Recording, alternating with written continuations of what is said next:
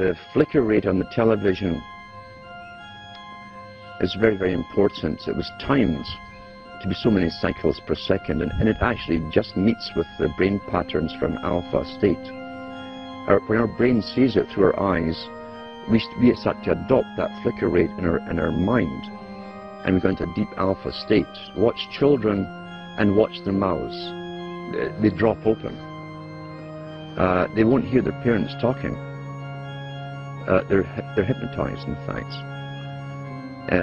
Why would they give that particular flicker rate when they could have chosen of a whole variety of flicker rates? It wasn't an essential thing to have.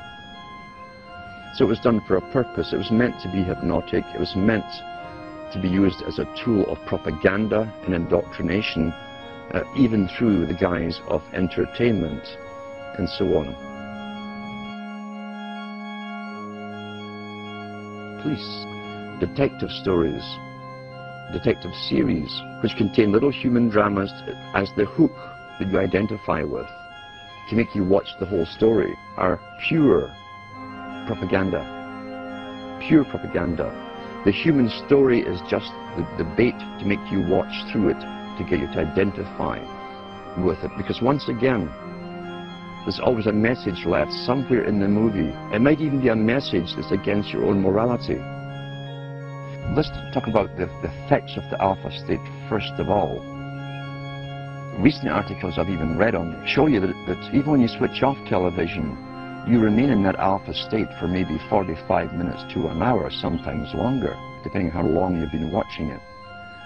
With high definition, again, why would a president of a country mandate that all TVs have to go high definition? Is it because he really cares so much about your happiness? And he wants better quality for you? Or is there another reason for it? Well, I'm sure the effects of the old flicker rates and what it did will also be incorporated in high definition, but with even more added benefits for bringing you into a complete hypnotic state. How do you wake someone up who's addicted to television? You can't. Very, very simple. I've known people who've gone through complete withdrawal from television and gone into depressions because their entire routine is broken. They also have time on their hands, which is a big aspect of control, remember too.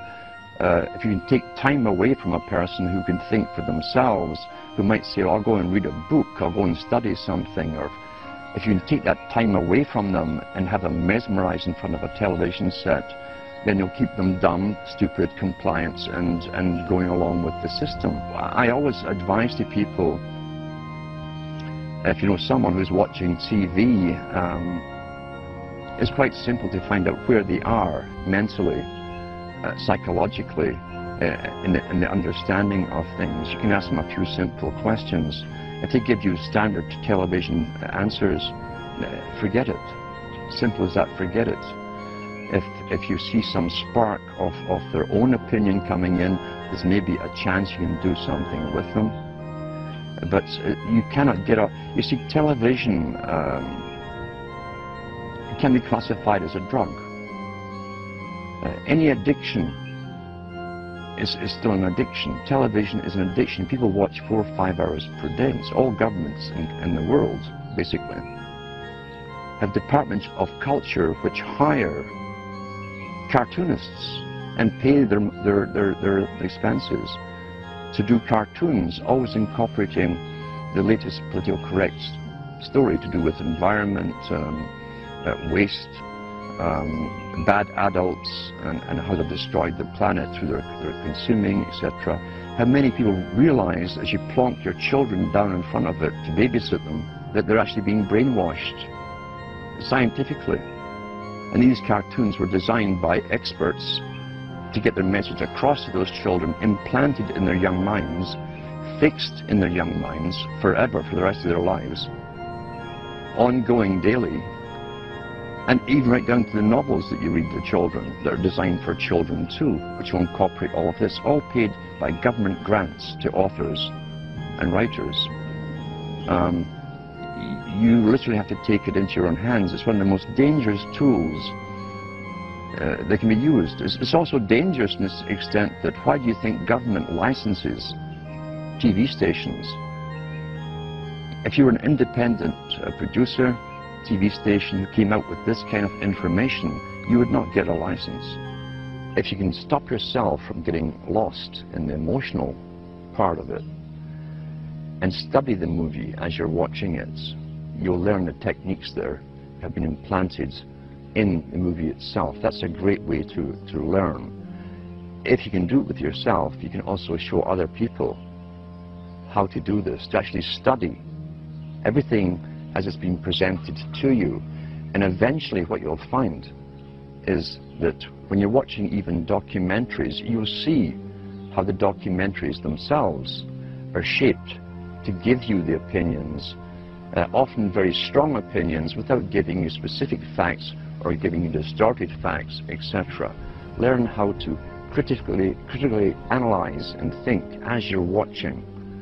And if you can show others this technique, a good example is sit down with someone who regularly watches a good movie, one that you've previously watched, and then point out all the politically correct little inserted words, slogans, phrases that have been put in there, and show them how it's been done.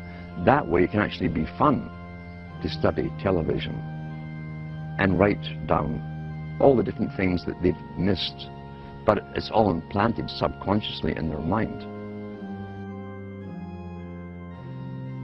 With the internet, those who brought it in would never lose control, the main control over the internet, because after all, knowledge is power. Knowledge has always been power. That's why, all down through the ages, the real machinations of government are never told to the public. Real power comes from understanding and having all the facts on any particular topic. So therefore, the internet was to be given to the general public with other intentions. Initially, it was to get them all into it. Now, what did the elite want to achieve? What was their point of view? They wanted people to become so used to the internet they couldn't do without it. Now we see businesses really can't do without it. They can't imagine going back to pencil and paper and taking inventory and all this kind of stuff. So, in the meantime, there's never been a window of opportunity for the general public to use a medium to communicate to each other alternate news, verified facts to each other as we have at the moment. And there's many out there, there's professional agents out there as well, who've been funded by governments and even launched by governments to be well known, especially in Europe, to lead the conspiracy sites. Then they bring in the UFOs, the aliens, until you have achieved your goal. Everybody who's alive today has been trained literally not to have to think. As Brzezinski said, shortly the public will be unable to reason or think for themselves. They'll expect the media to do the reasoning for them. So let's counter that. Let's get back to thinking for ourselves, using the data material, get involved, start using our minds again. Since the 70s and so on, televisions were put up in places where people used to communicate to each other, bars and restaurants, the pubs of Europe. Everyone talked and discussed everything. The televisions were all put in for a reason, and now everyone's mesmerized and you can hear sports or loud music. You can't communicate anymore. That was government promoted, because the government licensed the big chains of taverns and pubs all throughout Europe. Why was it so important to destroy communication? It's because it's a main propaganda tool that stops communication between people, even in a room. So we've got to get back to communications and communicating with each other and finding the evidence. Knowledge is scattered. Knowledge is power, so it's scattered all over the place and thousands of books. We've got to counter that and become involved again in the lives of those around us and have our own true communities. What it really is gaining knowledge for your own and others' self-preservation, survival into the future.